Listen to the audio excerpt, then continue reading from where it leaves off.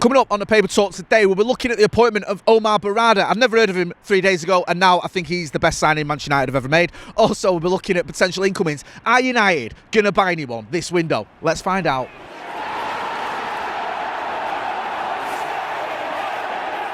Jay here for Stretford, Paddock. This is the Paper Talk. As you can see, I'm stood outside Old Trafford, and the weather it's a little bit windy, but it's not too dramatic. So if you've got a parka, put it on just in case. Loads of stories to get through, so we'll crack on. The big story, the breaking news over the weekend, was that Manchester United have a new CEO. Omar Berrada has come in as the new CEO of Manchester United. It's all been announced. It's official, comunicado official. The big sort of shock about this is where he's come from. He's come from Manchester City. So United pulling off a little bit of a coup, getting someone from our rivals, a man who has been very influential in City's recent successes and who, according to reports, City didn't want to lose but has chosen to come to Manchester United rather than being kicked out of the Etihad. So it's good to see. It sounds like a positive move from INEOS. Definitely stinks of INEOS and Sir Jim Ratcliffe, although the official line from the club is that it's a joint decision between INEOS, Sir Jim Ratcliffe and the Glazers. But a bit coincidental that this guy's getting appointed just as INEOS start sort of flexing their muscles. I know they've not been ratified yet,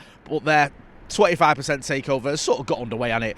Sir Jim Ratcliffe meeting with the fans, making all these noises, people getting put in place. It all makes sense. He's met with the staff as well. So looks like it's a bit of a coup, that one. I'm not going to get carried away about the fact United have appointed someone I'd never heard of 3 days ago. But when you look at it, it makes a lot of sense. This is a guy who obviously knows what he's doing when it comes to the football world, to working in that sort of role. He's been at Barcelona, he's been at Manchester City, he's had success, and he's been credited with some of the successes at those clubs. I believe he was involved in the negotiations to bring Erling Haaland to Manchester City, for example, which kind of worked out all right, didn't it? The big intrigue here is what's going on with these 115 charges, because it depends how you spin it. Some people, I've seen the Manchester Evening News City reporter saying, well, this shows that United believes City don't have a case to answer, because why would they be appointing someone who could potentially be involved with these 115 charges? While on the flip side to that, I've seen other reports saying United feel confident that regardless of what happens with City and those 115 charges,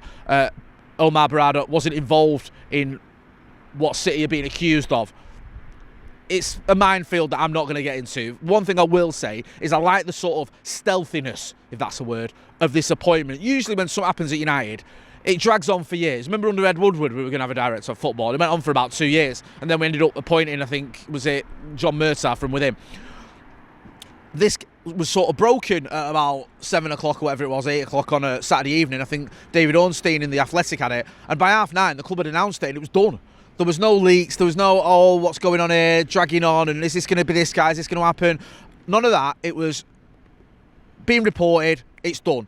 Very quick. And I think there's an article in The Athletic, you can check it out, by our mate Laurie Whitwell, who looks at it, looks at the quickness of the appointment, looks what it means as well, and talks about the fact that this sort of indicates a bit more grown-up thinking, really, from Manchester United, and those are my words, not his. But look at the way we've handled this, and the fact we're getting someone in who obviously knows that role and knows what it's about. It makes a lot more sense than what we've seen in the past, where we've just dragged things out and then we've interviewed ex-players who've perhaps not done that role before, and then it's just ended up we appoint from within, and it all just seems a bit meaningless and a bit confused. This doesn't feel anything like that. But like I said, not going to get carried away. We'll wait and see what happens, but feels like a positive move. I'm cautiously optimistic. That is my sort of theory with all this what's going on, or mantra with all this that's going on with Sir Jim Ratcliffe and the INEOS involvement. I'm not going to get carried away and say, oh, because we've got Dave Brailsford and Omar Berrada, we're going to win the treble. But I do think these are positive vibes. Get involved in the chat and the comment and let us know what you think about this appointment. In terms of transfers, this is what we all care about, isn't it? What's going on with transfers?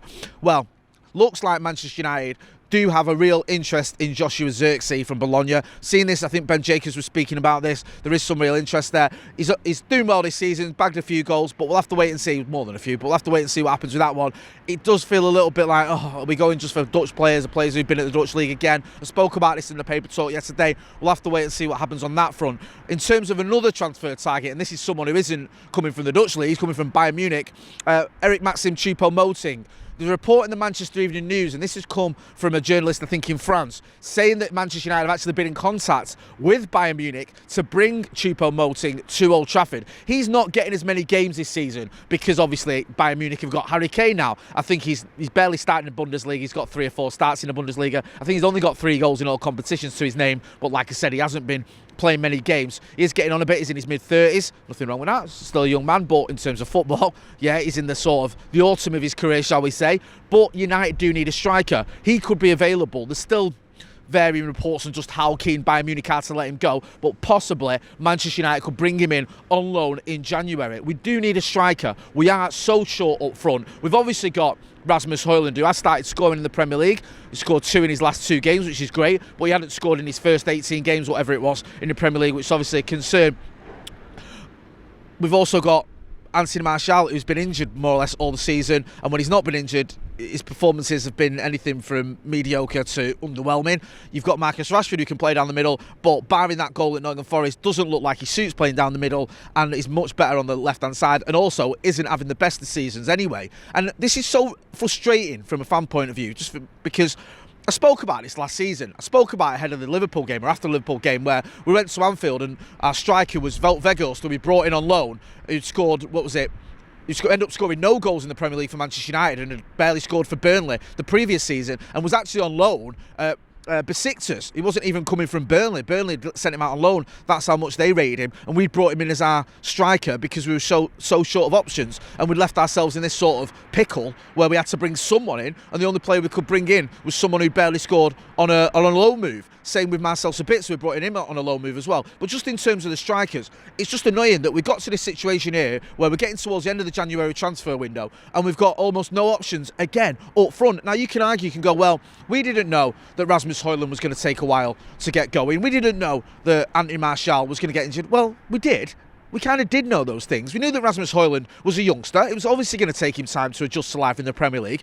He hadn't scored loads of goals during his career. He had a very good season at Atalanta. But listen, I love Joe Smith, he's my boy, but he predicted it. He said there's a good chance Rasmus Højlund comes to Manchester United and scores 15 goals in all competitions in his first season, and that'd be okay. Now, Joe Smith isn't Nostradamus, and if he can predict it, I'm pretty sure scouts and people in Manchester United football department could have looked at that and said there's a good chance this kid could take a while to get going. So what are our other options? Anthony Martial, who's injured a lot, and there's question marks about whether he's even good enough anymore, and Marcus Rashford, who isn't really suited to playing down the middle. So we've either left ourselves in a situation where with 10 days left of the transfer window, we've got no strikers almost, or we've got one striker and then options that aren't really options, and we're looking around going, oh, can we bring in Choupo-Moting, can we bring in someone else, who can we get? We're scrambling around again like we did last season, and it's completely unacceptable. When you look at our rivals, Liverpool lose Mo Salah and go banging a load of goals against Bournemouth. It looks like they're not even missing him. City lose Erling Haaland, and they've got Alvarez who steps up.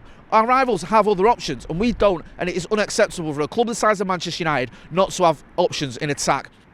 We knew this could happen, it happened, it has happened, and now we're left stuck in a position where we've got barely any strikers and we're kicking around almost nearer to mid-table than we are to the top 4. Not good enough.